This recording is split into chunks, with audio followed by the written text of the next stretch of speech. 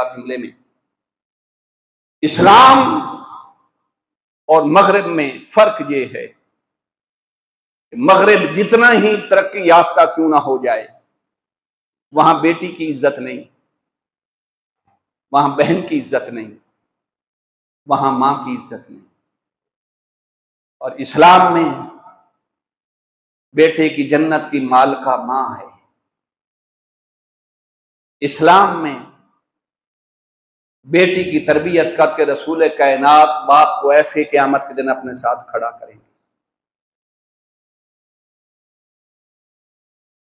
आज यूरोप को भी ख्याल आ गया है, अहले मगरिब को भी, बैन अल-अक़वामी तौर पर वो 15 मई को खानदान की अहमियत का दिन मनाते हैं।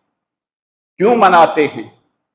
कि कई वालिदैन माँ बाप ओल्ड होम्स में मर जाते हैं, औलाद जनाजे उठाने नहीं आती।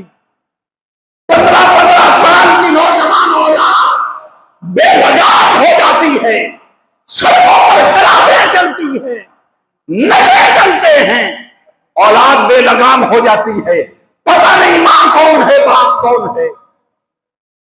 इस्लाम वालिदैन की इज्जत भी दे, वालिदैन को इज्जत भी देता है, औलाद के हुकूक भी बताता है। आज यूरोप भी मजबूर है कि 15 मई को खानदान की अहमियत का दिन मनाए, ताकि नौजवान औलाद, ये यूरोप का उसूल है, देखने जाओ वहां जाके, वहां की रिवायत है, वहां का रिवाज है कि बूढ़े वालिदैन होम्स में पड़े हैं और नौजवान औलाद कुत्तों और बिल्लियों के पीछे भाग रही है। किसी को कुत्ते का शौक है, किसी को बिल्लियों का शौक है, बाप को 2-2 हफ्ते पूछने कोई नहीं जाता। आज अहले मगरिब भी मजबूर हो गए हैं कि नौजवान नस्ल को बताया जाए कि नौजवान का काम कुत्तों और बिल्लियों के पीछे भागना नहीं, वालिदैन के कदम धोना है, वालिदैन की खिदमत करना है।